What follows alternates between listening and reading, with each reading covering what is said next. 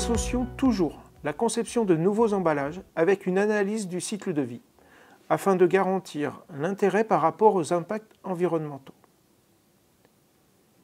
Couvrir les besoins d'une humanité avec une croissance exponentielle depuis 80 ans nécessite une productivité forte dans l'industrie et l'agriculture. D'où un recours massif aux énergies carbonées, à l'utilisation d'engrais, à une affectation des sols toujours plus importante, entraînant des conséquences sur les cycles du carbone, de l'azote et du phosphore.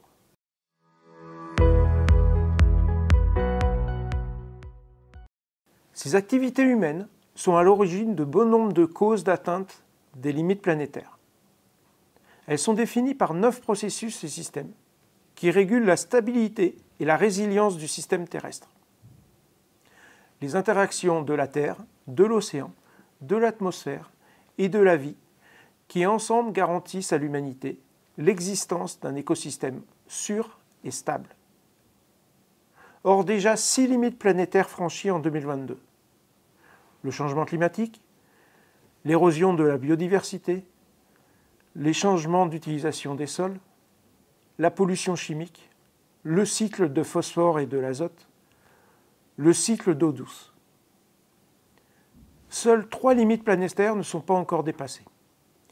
L'acidification des océans, l'appauvrissement de la couche d'ozone, les aérosols dans l'atmosphère. Il en découle des risques pour l'humanité. La montée des océans, le déplacement des populations, la baisse des rendements agricoles et le développement des maladies.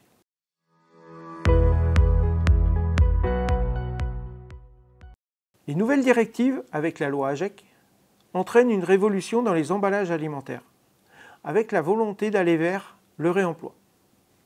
Néanmoins, cette orientation est-elle vraiment positive par rapport aux impacts environnementaux?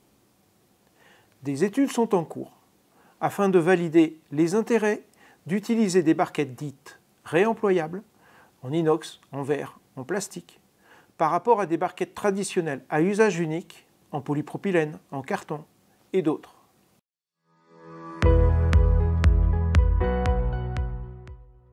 Pour la barquette inox, il s'avère qu'après 20 cycles de réemploi, l'impact de sa fabrication est compensé par rapport aux solutions à usage unique, à condition de maîtriser la localisation de l'étape de nettoyage.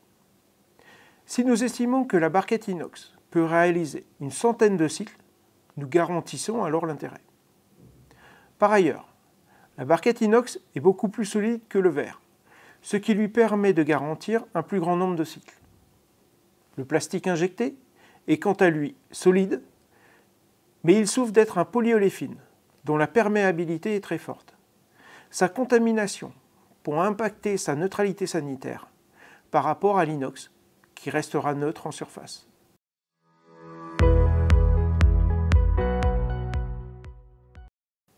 En conclusion, les études ACV permettent de confirmer les projets innovants et de garantir leurs impacts environnementaux. C'est une demande grandissante des entreprises dans les domaines de l'emballage alimentaire et de l'agroalimentaire.